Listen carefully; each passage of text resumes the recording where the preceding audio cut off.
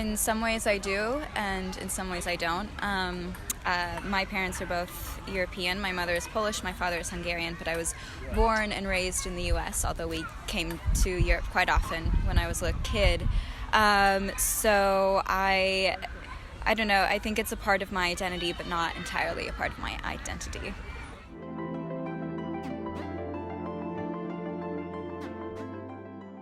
Something that I remember pretty well was when I was visiting Budapest as a kid, actually, and I remember seeing the European Cup on TV.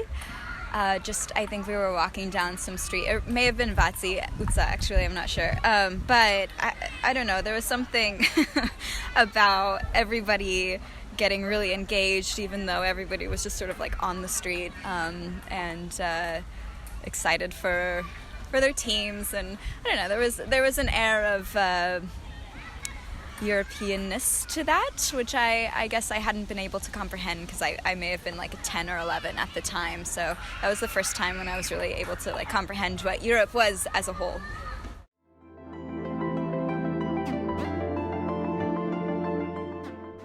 I think the worst moment in recent European history was the Brexit vote. I think that from the beginning, the tactics used during the Brexit vote, I mean, even the Brexit vote in and of itself, I think we know was sort of a political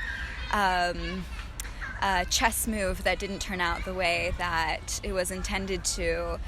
And then from there, it kind of just, all of the lies and sort of the rhetoric pandering to a certain type of people, it sort of brought out, I think, the worst in people, and so it was really heartbreaking to see what was happening. And then I was in the U.S. at the time of the vote, and I remember seeing the news and just kind of feeling heartbroken because it really fundamentally broke a sort of assumption that I had about Europe, that it was a very like multicultural place, that it was an accepting place, and it told me that like England didn't want to be a part of it, didn't want to be a part of where my families came from and where my families for the most part still live. I don't know, it was I took it personally in a lot of ways.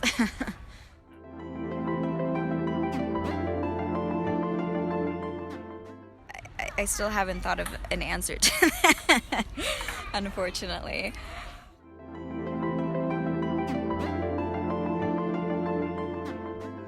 Well, I'm still waiting for that, actually.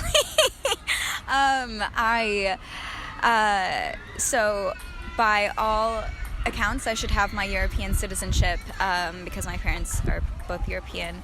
I should have my Polish citizenship, actually, but it hasn't been so easy because of a law that was born that I won't really get into, an archaic law that they're still enforcing, even though they told me they wouldn't. So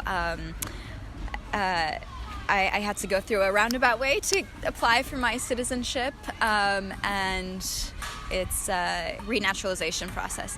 So I hope that when I get my citizenship and I feel like I am accepted and can stay and can sort of feel like I really am a part of Europe entirely, that'll be a good thing.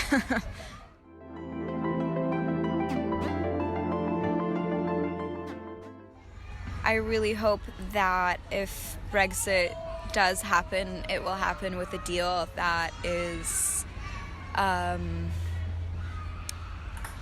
fair. I know that's a very difficult and subjective word, but a deal that doesn't punish the majority of Europe. I would, and quite frankly, Great Britain as well. I would hope that they would come to some sort of conclusion that wouldn't destroy a lot of things that we take for granted. But I don't know if that will happen. I don't know. I hope that there will be some sort of pushback to the super right wing that we've been seeing in a lot of countries. I hope that there will be more like freedom of press, or more allowances for the freedom of press and academic freedoms as well, as we've seen with like CEU and things like that. And I think, obviously, I'm focusing my thoughts right now on Hungary, but I think this is true for a lot of different countries in Europe, and definitely in Poland. I've been following the news there, too. So, yeah, I would hope that there would be, I guess, more pushback to the current dominant people in power.